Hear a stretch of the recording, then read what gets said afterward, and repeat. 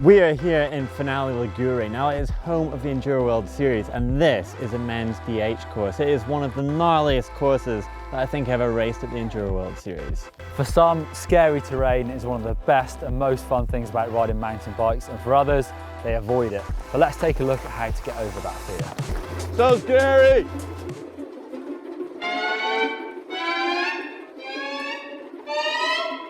Sometimes it isn't actually the terrain that you're riding that's scary, it might be what's off the edge of the trail. So like this, there's a big drop off there.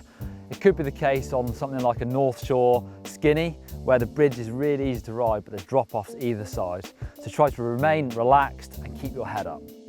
The exact same thing applies when you're in the trail, and if we take this section right here for example, it is really narrow to get the perfect line, and to the right of it there is this one rock that if you rolled over it, your front wheel could risk dropping into the hole directly behind it. And it is so easy to target that rock and almost see it in your vision and be like, oh, I don't want to hit that rock.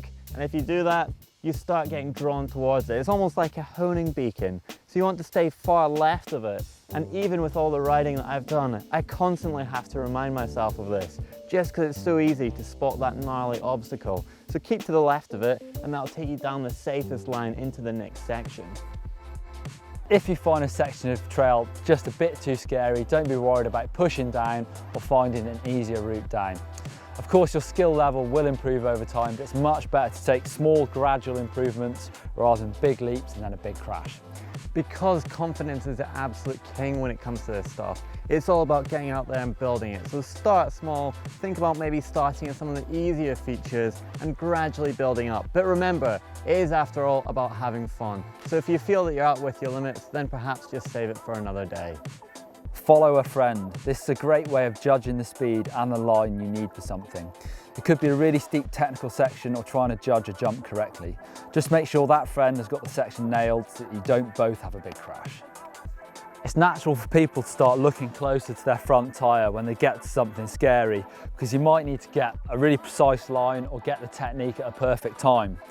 And you might get off that obstacle, in this case it's a 3-foot drop off, but actually it might be the thing that's after it that's going to catch you out. It's something I used to see all the time when I was coaching.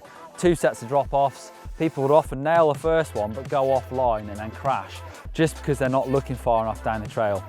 Here you can see you've got to be fairly precise. It's quite loose, there's a narrow line.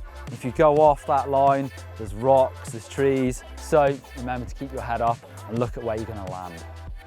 Now, if I find a section of trail really scary or intimidating, then I actually just put the bike to the side and walk down it. Now, by walking down, you can actually see all the features. You can identify where the wheel is going to go. And you can almost actually imagine yourself where the bike's going to be placing and how you're going to roll through that terrain. Contrast that if you actually are looking back up at the trail. You can almost see every single jagged rock. The rocks that are going to catch you out, they could swallow your wheel, and it's a lot more intimidating. So definitely my recommendation is to walk down that trail and have a look.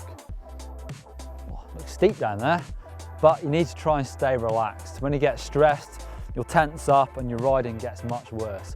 I've seen people ride 30-second long sets of trails that are really scary, and they'll come out the end, eyes watering, out of breath because they've not breathed or blinked in all that time. So try and keep you cool and concentrate on your line.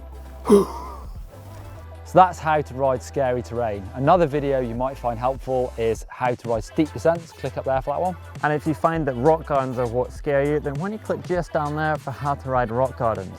Click the link over here to get through to the GMBN store. And click on that globe somewhere right in the middle between Neil and I, and you'll get to subscribe. Because if you subscribe, you get a great video every day of the week. Yeah.